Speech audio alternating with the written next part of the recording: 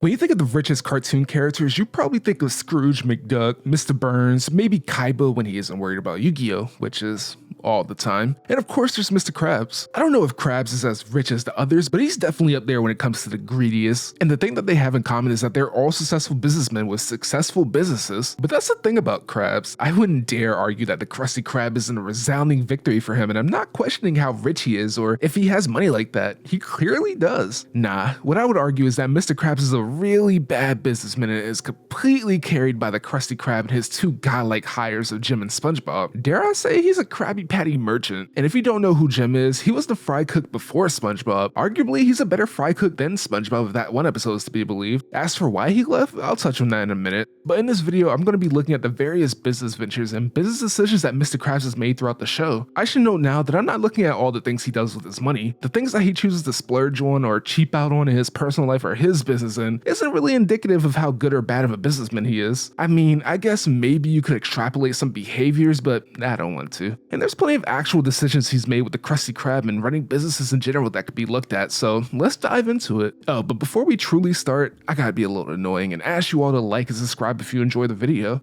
I enjoy making these videos and the support would mean a lot. Okay, now let's see how bad Mr. Krabs is at his job. The most obvious example of Mr. Krabs being a horrible businessman is his flagrant and constant disrespect of the person that's making him all of his money. Like I said earlier, before SpongeBob, there was Jim, and as we all know, he doesn't work there anymore. And the reason for that is that he knows his worth and Mr. Krabs refused to give him a raise. Mr. Krabs had the option to save a couple of dollars or keep the best fry cook in town who single-handedly makes the best food in town. And Krabs chose to save the money because in his eyes, an employee asking for a raise is stand-up comedy, and so Jim left. And in comes SpongeBob, probably the luckiest thing that could have happened to Krabs. The quality and talent difference between SpongeBob and Jim isn't that big for it to matter, and SpongeBob is the most loyal employee you can ever have. He's willing to die for the Krusty Krab, and Mr. Krabs for that matter. He works because he loves the job and is even down to work for free if it wasn't illegal. And he does just about everything he's asked without a second thought. Honestly, he's happy to do it. He cooks, cleans, does marketing from time to time, helps stop plankton, and does whatever stupid thing Mr. Krabs wants done, like painting his house. He's a model employee, and how does he get treated?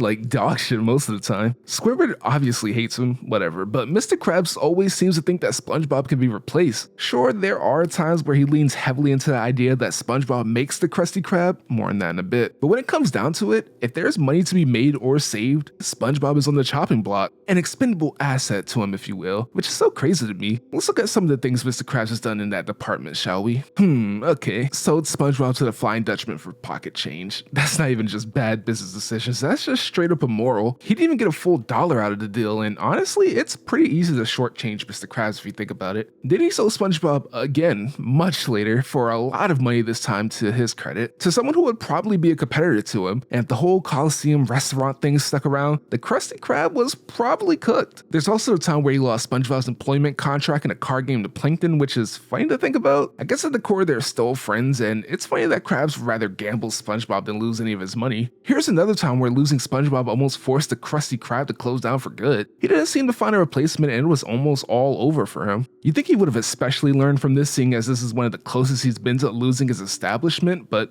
nope. In a later episode, he straight up fires SpongeBob in order to save a nickel. SpongeBob spirals, of course, and so does the Krusty Krab. Not as bad as selling or firing SpongeBob, but when Mr. Krabs decides he wants the restaurant to be fancier so that he could jack up the price, he puts SpongeBob in an exchange program, making him go to a different restaurant, and in return, the Krusty Krab gets a gourmet chef. The other times, he was on the way to financial ruin, but this is the worst off he's been after essentially screwing over SpongeBob. The chef demanded crazy expensive ingredients, silverware, furniture, you name it. I'm honestly impressed Krabs caved to those demands. It's honestly probably because he respected the gourmet chef way more than SpongeBob, but Krabs lost just about everything off of this. The loan shark started taking everything he owns, even stuff at his own house. I know I said I wasn't going to question how much money he had, but I'm pretty sure he was flat out broke here and was well into the negatives. This would have been karma if it wasn't for SpongeBob coming back and immediately bringing life to the dead restaurant. There's definitely more examples of SpongeBob getting disrespected by Mr. Krabs, like the whole not making SpongeBob the manager of the Krusty Krab too, but I feel like the ones I've talked about best exemplified how the disrespect was a terrible business move through and through. If there are any egregious ones I may have missed out on, let me know in the comments. The only reason I could think of as to why he constantly does this to SpongeBob, and Jim by extension, is because he probably figures that the Krabby Patty and the secret formula are so good that you can give anyone a spatula and the Krabby Patty will still be amazing, which is clearly not true. He got lucky once with this with SpongeBob replacing Jim, but even then it didn't seem like Mr. Krabs had a plan in place to replace Jim, considering there didn't seem to be any other applicants and they were ready to laugh SpongeBob out of the establishment after they gave him a seemingly impossible task. If those anchovies didn't show, the Krusty Krab very well could have died right there. But every time after that, when he decided to let go of SpongeBob, it went horribly. Squidward and Mr. Krabs have tried their hand at fry cooking and that didn't go well. Do you see what Mr. Krabs makes? I don't know why he would even try it.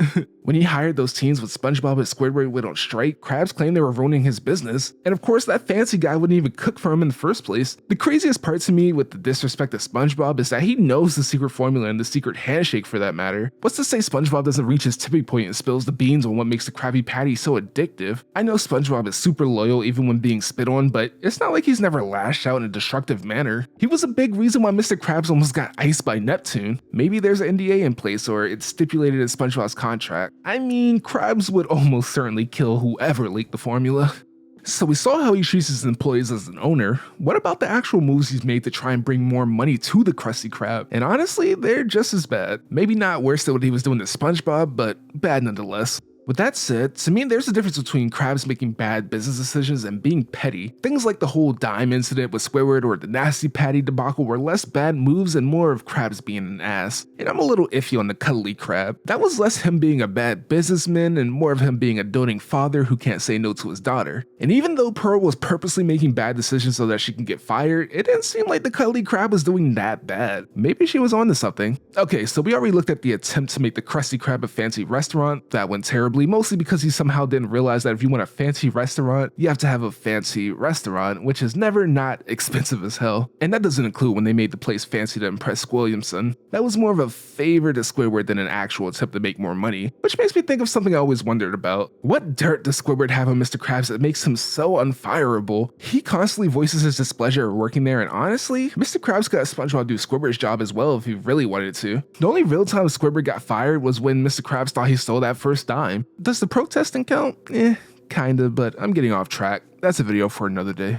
Okay, so remember how I said that there was a time where Mr. Krabs leaned heavily into the idea that SpongeBob was the reason that Krusty Krab brings in money? Well, say hello to the Krusty Sponge. After very important food critic Gene Scallop essentially states that the Krusty Krab sucks but SpongeBob is a saving grace, Mr. Krabs decided to do a full rebrand, making SpongeBob the face of the restaurant. This includes making everything SpongeBob themed, ice cubes, straws, napkins, and so on. He even tops it all off with a train ride outside driven by mascot SpongeBob. Oh, wait, no, that's the real SpongeBob. In his infinite wisdom, instead of giving Squidward a costume that would allow him to use his hands, Mr. Krabs makes him do the way more important job of cooking, again with no hands, while he makes SpongeBob man the train. And it's even worse because no one believes that SpongeBob is SpongeBob, since SpongeBob will be doing SpongeBob things, aka cooking, which everyone seems to realize except Mr. Krabs. Luckily, Squidward figures out how to cook a Krabby Patty, but that doesn't stop Mr. Krabs from running everything into the ground still. Remember the SpongeBob ice? Well, Krabs got a lot of them, which left little room in the fridge, and for some reason he prioritized ice over Krabby Patties, so some of the patties were left out at room temperature. They turned yellow and gross looking, but it's close enough looking to SpongeBob, so he markets it as a new SpongeBob themed item and jacks up the price. And of course it turns bad real fast. Everyone who ate the spongy patties damn near turned into SpongeBob zombies and Krabs gets arrested. If it wasn't for the judge being a SpongeBob fan, Krabs definitely would have ended up in jail for knowingly poisoning the population, and that would have been the end of his wealth. And you know, that wasn't even the only instance of Mr. Krabs trying to sell bad patties, and I'm not even talking about the nasty patty. In the episode where Mr. Krabs sold SpongeBob to the Flying Dutchman for pocket change, he made another dumb decision earlier in the episode that was just as awful and arguably worse because he was of sound mind. See, SpongeBob finds a disgusting, rancid patty under the grill that's way past its shelf life. Look, it's rabid, but before SpongeBob could throw it out, an alarm goes off and Mr. Krabs forces SpongeBob to use that patty. In fact, he proclaims that not another Krabby Patty will be made until that one is sold. This results in the Krusty Krab getting no customers for several weeks, and Mr. Krabs has the nerve to question why there's no business. Being challenged on his cheapness and greed, Krabs decides to eat the rancid patty, and what do you know, he immediately has to be rushed to the hospital. In fact, I'm pretty sure he died from that patty. I mean, the Flying Dutchman showed up and was taking him to Davy Jones' locker, and I'm pretty sure that's just hell, literally. literally. Remember when the Flying Dutchman put Squidward in a nightmare dimension? Also hell. What I'm saying is that if war-hardened, hard-shelled Krabs got done in by the patty, imagine what would happen to a regular customer. Nothing good, that's for sure. If someone had that patty, Mr. Krabs would have been sued to Davy Jones' locker and back. Even more, I'm certain that Mr. Krabs would have gone straight to jail, seeing as it was his gross negligence that caused all this. Past that, a big thing that Mr. Krabs struggles with is his employment decisions. Again. But rather than his firing of important people, it's that he refuses to hire more people when he seeks to expand the Krusty Krab. Things like when he started the catering service or the delivery of Krusty Krab pizzas. The delivery one in particular was pretty brutal in hindsight because he sent SpongeBob and Squidward to deliver the food. Not only that, he didn't give him a car or something to use, so the delivery took forever. And while they're doing that and riding rocks for miles, literally no one is working at the Krusty Krab, so they're trading their usual customers for one person every hour or so. Unless Mr. Krabs is hiking the price up like crazy, he has to have been operating at a loss with this venture. If he just got one delivery boy to do it, I'm sure the deliveries would have been a hit. I could totally see Bikini Bottom getting swept up by the ultra convenient delivery craze. If I didn't have to actually go into the Krusty Krab and deal with whatever shenanigans might be happening all the time, I would take that opportunity every single time. And to be quite frank, the people of Bikini Bottom are kinda sheeps. It doesn't take much for mob mentality to take hold, so Krabs super could have taken advantage of it. With that said, there were of course times where Mr. Krabs did try to take advantage of people and it didn't go well for him at all. The funniest one to me was when he launched Krabby Land, and even funnier, despite all of the awful things Mr. Krabs has done to SpongeBob specifically, SpongeBob would still probably call this one of the worst things Mr. Krabs has done. Krabby Land was a bit to get more kids at the Krusty Krab because it was the summer, and if the kids are there, the parents will be there too to spend some money. Honestly, this wasn't a bad idea on Krabs' part. He saw a market and attacked it. That's smart. If he actually put his best foot forward with this venture, he stood to make a lot of money off this, but that's not what happened. He half-assed the whole thing, being called Cheapy the Cheapskate by SpongeBob, and got burned for it. Krabby Land was worse than Todd Land, and I'm surprised that it didn't fall apart immediately. Any money he gained from the kids got taken away from him, and he also got beat up.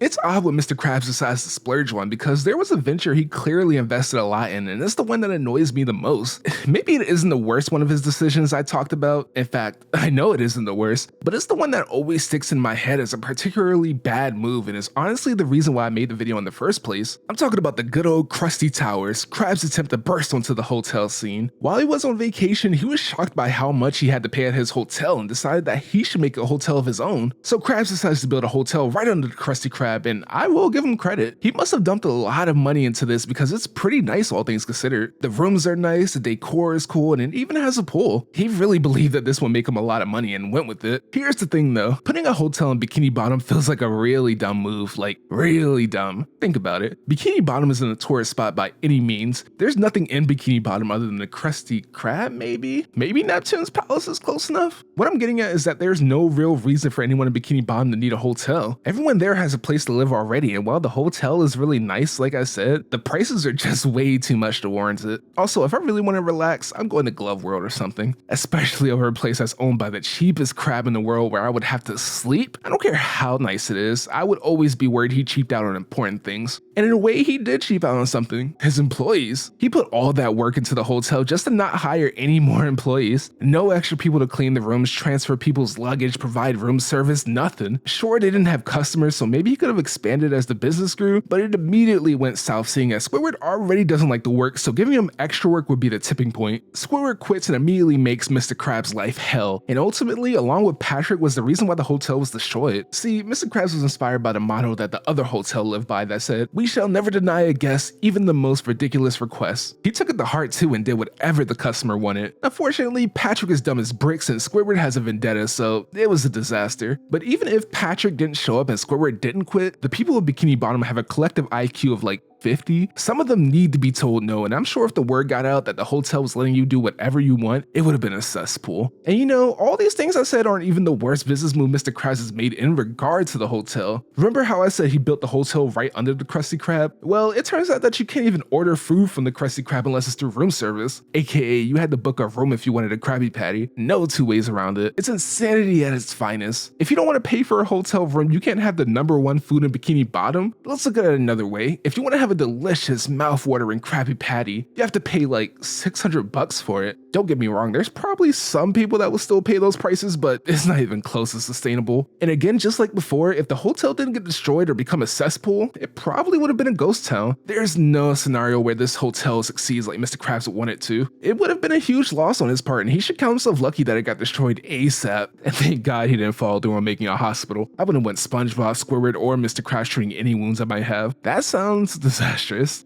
But I think that's the crux of everything. Mr. Krabs isn't a good businessman, not even close to being one. I think I proved that enough. He's just insanely lucky. All the terrible decisions Mr. Krabs continues to make are all mitigated by the fact that the Krabby Patty is just that good. No matter what, people are going to keep eating at the Krusty Krab because there isn't another place that makes something as addictive. Well, that's not true. There was the kelp shake, something equally as addictive as a Krabby Patty was the only thing that truly best Mr. Krabs. And the fact that they were the new kid on the block made it all the more appealing to the residents of Bikini Bottom. And still, Krabs got lucky seeing as the kelp shake was hazardous. At least when Mr. Krabs did that, he could fall back on the normal Krabby Patty being non-hazardous. Man, he should be praising Poseidon for the Krabby Patty secret formula not having adverse effects on people. Maybe it is just other crabs or something in there, because I'm surprised no one else had been able to make something like it, even by accident. And I mean, it has been proven that Mr. Krabs will gladly exploit a species if it means that the Krabby Patties are good. So there you have it. Mr. Krabs may be one of the richest characters in cartoons, but it wasn't because of his business acumen. He had a good product and rode that baby to the moon. Really, he's a one-hit wonder because nothing he's done since has come close to the success of the Krabby Patty. Actually, most of them haven't even come close to being a success, period. All I'm saying is don't ever